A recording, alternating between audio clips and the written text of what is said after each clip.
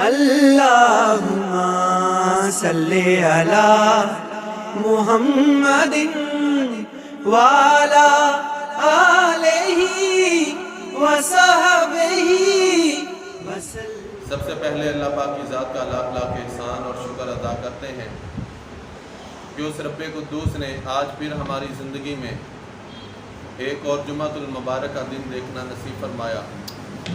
اور کروڑ بار احسان اور شکر اس بات پر کہ اس رب قدوس نے ہمیں اپنے گھر میں آ کر اپنا اور اپنے پیارے نبی علیہ السلام کا ذکر خیر کرنے کی توفیق عطا فرمائی۔ اللہ پاک سے دعا ہے کہ میرا اور آپ کا یہاں پہ آنا، حق سچ کہنا، سننا اپنی پاک بارگاہ عالیہ میں قبول و منظور فرماتے ہوئے میرے اور آپ سب کے لیے، میرے اور آپ سب کے والدین، اساتذہ اور تمام امت محمدیہ کے لیے بخشش اور نجات کا ذریعہ بنائے، آمین ثم آمین۔ دوستان محترم، آج کا جو ہمارا موضوع ہے وہ عقیدہ تحفظ ختم نبوت، اس کے اوپر ہم گفتگو کریں گے۔ آسان لفظوں میں آپ کو سمجھانے کے لیے یہ ہے کہ ہمارے پیارے آقا سیدنا محمد مصطفیٰ صلی اللہ علیہ وسلم آخری نبی ہیں۔ قیامت تک کے لیے اب اگر کوئی بھی یہ کہے کہ میں نبی ہوں، یا کسی نبی کے کوئی ماننے والا اعلان کرے گا تو وہ جھوٹا ہوگا اور لعنتی ہوگا، اس لیے کہ میرے آقا علیہ السلام نے خود اپنی حیات مبارکہ میں فرمایا کہ میرے بعد کم و بیش 30 لوگ جو ہیں، اور ایک روایت میں 40 لوگوں کا بھی آتا ہے کہ جھوٹی نبوت کا دعویٰ کریں گے، مگر سب کے سب کذاب ہوں گے، یعنی کہ جھوٹے ہوں گے، لعنتی ہوں گے، وہ نبی نہیں ہوں گے۔ اور پھر سب سے پہلے قرآن مجید فرقان حمید کی جو آیت مقدسہ آپ کے سامنے تلاوت کی،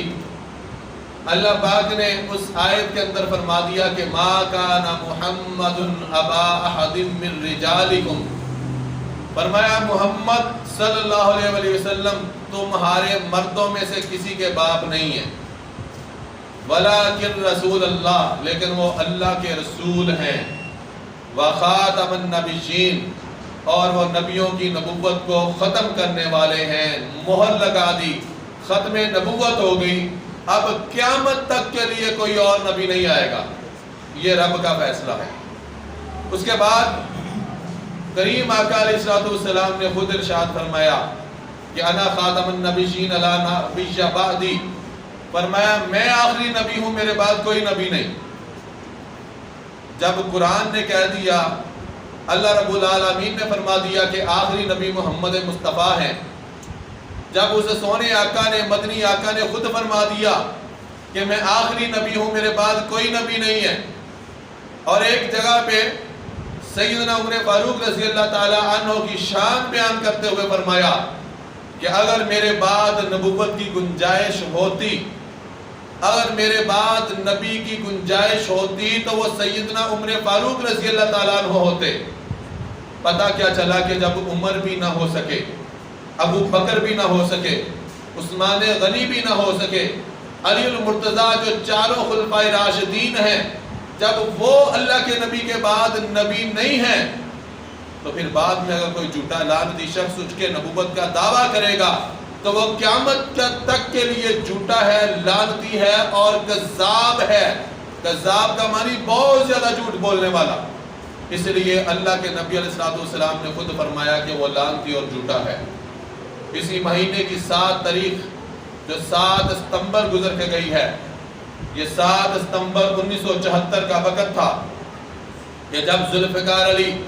بھٹو، جسے آج آپ بولتے ہیں وزیر اعظم تھے ملک کے، ان کے دور میں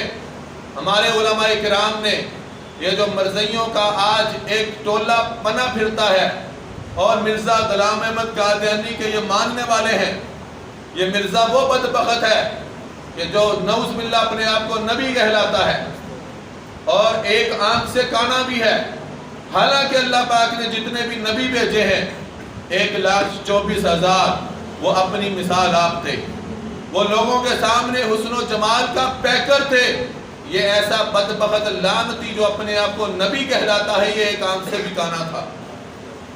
اور اس کے ماننے والے اپنے آپ کو مرزئی کہلاتے ہیں۔ کبھی آپ کے سامنے نام بدل کے احمدی کا نام رکھیں گے، کبھی لاہوری گروپ کے نام سے آئیں گے،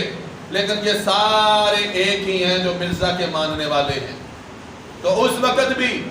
ان لوگوں نے پاکستان کے حالات خراب کرنا چاہے تو اس وقت کے علماء اکرام میں جو سب سے چوٹی کا نام ہے مولانا شاہ احمد نورانی رضی اللہ تعالیٰ عنہ کے خاندان سے تھے، مولانا عبدالستار نیازی صاحب، اور اسی طریقے یہ ختم نبوت کا جب بل عدالت میں پیش ہوا تو اللہ پاک نے دلائل دینے کے لیے جس شخصیت کو یہ مقام و مرتبہ عطا کیا وہ حضور سیدنا پروفیسر ڈاکٹر محمد طاہر القادری صاحب 3 دن تک عدالت میں بیانات دیتے رہے کہ گستاخ رسول کی موت سر تن سے جدا ہے، سر تن سے جدا ہے۔ تو دوستان محترم 1974 کے اندر اسمبلی کے اندر یہ بات باقاعدہ طے کی گئی کہ جب مرزا کا بیٹا اور اس کا جو پوتا تھا اس کو بلایا گیا کہ آپ بتائیں کہ آپ ہمارے پیارے آقا محمد مصطفیٰ کے بارے کیا عقیدہ رکھتے ہیں، تو وہ کبھی کہتے ہیں جی ہم اس طریقے نبی نہیں مانتے، اگر کوئی کمی رہ گئی تھی تو وہ پوری کرنے کے لیے، یا ضروری نبی، یا کبھی کوئی لفظ کبھی کوئی لفظ۔ تو آسان لفظوں نے مولانا شاہ احمد فاضل بریلوی فرماتے ہیں، مولانا شاہ احمد نورانی کہتے ہیں میں نے ساری رات رو رو کے مصلی رسول پہ گزاری کہ یا رسول اللہ کا مجھے ذکر فرمائیے گا۔ تو وہاں پہ جب سوال و جواب ہوئے کہ آپ بتائیں کہ آپ کے نزدیک مرزے کی کتابوں میں جو لکھا ہے کہ جو مرزا غلام احمد قادیانی کو نبی نہیں مانتا وہ جھوٹا ہے، لعنتی ہے، وہ حرام، یعنی کہ اس کے ماں باپ حرام ہیں، وہ حرام سے پیدا ہوا ہے، کیا آپ اس نبی کو نبی مانتے ہیں؟ اب وہاں پہ وہ لاجواب، نہیں جی ایسا نہیں ویسا نہیں۔